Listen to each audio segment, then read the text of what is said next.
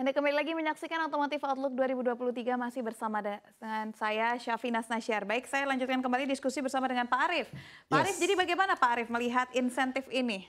Oke, kalau bicara mengenai insentif PPNBM, yes, saat ini saya yakin dan percaya pemerintah sudah sangat cermat dalam memiliki perhitungan dan juga mengkaji bagaimana insentif ini akan berdampak baik khususnya bagi industri otomotif dan terlebih kepada konsumen tanah air. Karena dengan hal tersebut pastinya menjadi daya dorong untuk bisa memberikan satu stimulan bagi para konsumen untuk bisa membeli vehicle dari seluruh brand pastinya yang ada di Indonesia. Tapi hal itu pasti bisa juga menggenjot daya beli masyarakat dari hulu ke hilir gitu ya, tanpa juga meng-avoid sesuatu yang memang reflect terhadap objektif utama dari kita bersama. Iya. Baik itu pemerintah, konsumen, dan juga pelaku industri. Apa itu ya balik lagi bagaimana kita bisa mereduce emisi, lalu kemudian menerapkan green technology. Hal-hal itulah yang perlu diconsider atau Baik. diperlihatkan ke depan kepada semua konsumen, bukan hanya di Indonesia tapi di secara global gitu ya. Contoh hal yang baik juga misalnya katakan sekarang PPNBM yang terima kasih kepada pemerintah gitu ya di pasar sedan berdasarkan emisi bukan lagi tipe gitu ya. Nah hal itu low emission semakin rendah berarti artinya hal itu semakin bisa memberikan satu daya positif buat konsumen. Bagi Morris Garage saat ini punya yang namanya MG5 GT atau sedan yang berhasil merangsek menjadi nomor 1 di bulan Januari kemarin. Karena apa? Daya beli masyarakat terhadap sedan juga semakin tinggi. Karena apa? Ya karena kebijakan insentif PPNBM berdasarkan uji emisi. Dan hal itu masih dibutuhkan pastinya. Iya. Nah, sekarang kalau misalkan insentif tersebut bisa menarik minat dari pembeli, bagaimana Pak Coco melihat insentif tersebut juga bisa menarik minat dari para investor untuk kendaraan listrik di Indonesia? Bagaimana Anda melihatnya, Pak? Kami melihat bahwa insentif ini akan memperbesar market, memperbesar pasar. Dengan pasar yang membesar, daya belinya meningkat, tentu saja potensi kita untuk berproduksi dan melakukan penjualan lebih besar. Itu opportunity yang kita lihat, yang Hyundai juga melihat potensi itu, sehingga investasi pun kita akan lebih berani pada saat melihat pasar yang masih sangat besar. Oke, jadi memang masih bisa menarik ya untuk para investor. Saya ingin kembali ke Pak Alexander. Pak Alexander, bagaimana Anda melihat Pak insentif ini bisa menarik minat para investor dan jika kita berandai-andai Pak, insentif apa yang paling tepat untuk para investor agar bisa menanamkan dananya terhadap kendaraan listrik dalam negeri, Pak? Baik, saya kira begini. Pertama mengenai PPNBM ini, luxury sales tax ini, seperti disampaikan tadi oleh Pak Arief bahwa memang dasar untuk pemberian ini sebaiknya memang dasarnya seperti yang dicanangkan sekarang adalah dasar dengan tingkat emisi, sehingga bukan saja kita membantu negara dan masyarakat dalam hidup lebih sehat, juga bisa mendorong investor untuk melihat bahwa prospek pasar ini didorong oleh pemerintah untuk mobil dengan clean energy. Saya kira itu luxury tax ini masih bisa kita terapkan dalam pengertian dasar pengenaannya bukan lagi dasar CC, tapi dasar keluaran emisi. Itu. Yang kedua, di negara lain tentu kita harus juga kompatibel terhadap negara lain. Terkhususnya untuk mobil listrik yang saya sebutkan ini. Karena untuk mobil konvensional di negara lain itu insentif sudah hampir nol. Tidak lagi, malah disinsentif.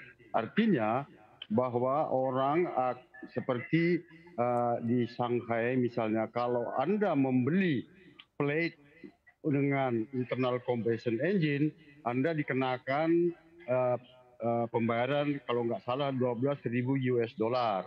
Tapi kalau Anda membeli internal electric vehicle untuk plate certificate, Anda bebas dari biaya pembelian plate.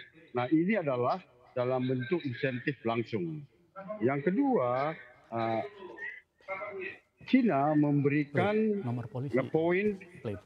kredit langsung jika kita membeli mobil listrik ini. Jadi ini langsung dalam bentuk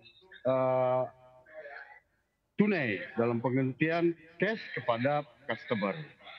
Dan yang terakhir kita lihat case di China, hampir semua investor dari luar itu, baik dia Volkswagen dan lain-lain itu, kalau membangun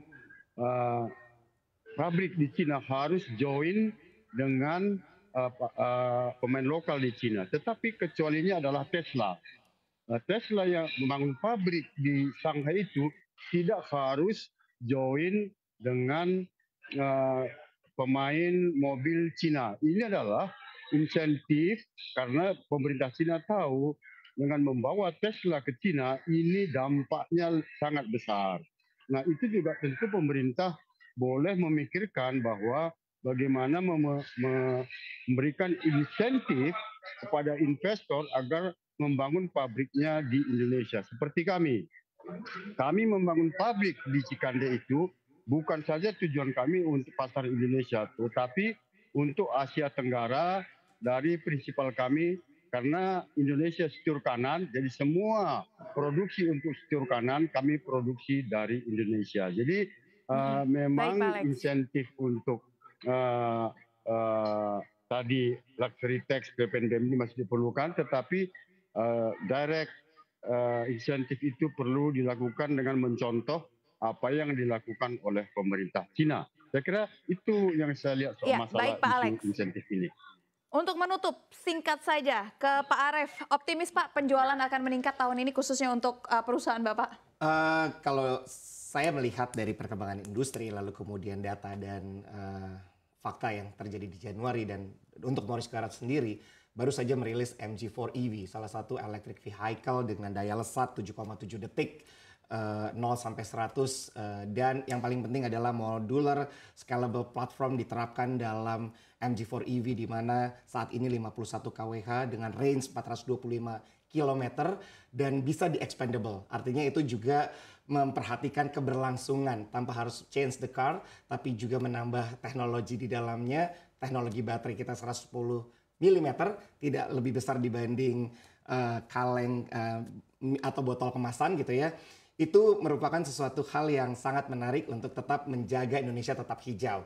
Dan dari 100 limited yang kita berikan hanya untuk di bulan Februari, ternyata 4 kali lipat kita sudah dapatkan di electric vehicle yang baru saja kita luncurkan. Dan itu indikasi bahwa masyarakat Indonesia bukan hanya sekedar hanya lifestyle, mereka menginginkan electric vehicle, tapi juga mereka melihat bahwa hal ini atau tren ini tetap mampu kita jaga untuk ekonomi berdasarkan industri otomotif maju. Seperti itu. Dan saya positif untuk menanggapi hal itu. Iya, baik Pak Arif. Optimisme terasa sekali. Bagaimana dengan Pak Coco untuk Hyundai, Pak Coco, di tahun 2023? Ya, kami optimis bahwa market di Indonesia masih sangat besar.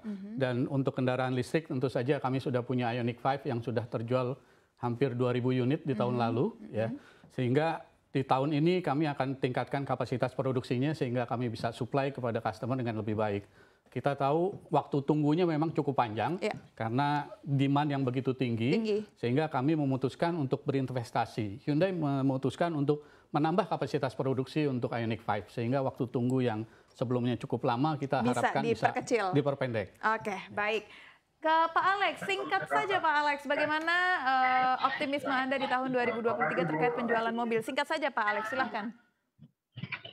Saya kira kami sangat optimis karena kami DVSK itu memasuki mobil listrik komersial. Itu adalah terutama untuk delivery dan juga untuk blind van dan juga untuk ambulans. Jadi baru kami yang menerapkan memakai mobil listrik untuk komersial yang jarak tempuhnya bisa 300 km untuk sekali isi. Dan ini sudah cukup banyak dipesan terutama oleh lembaga pemerintah karena sesuai dengan instruksi Presiden nomor 7 untuk pemerintah sekarang harus membeli kendaraan operasional yang electric vehicle. Dan kami memang sudah masuk itu di LKPP dan harapan kami bisa menjual sekitar 10.000 unit untuk tahun ini untuk mobil komersial electric vehicle kami. Saya kira itu sangat optimis lah. Sangat optimis.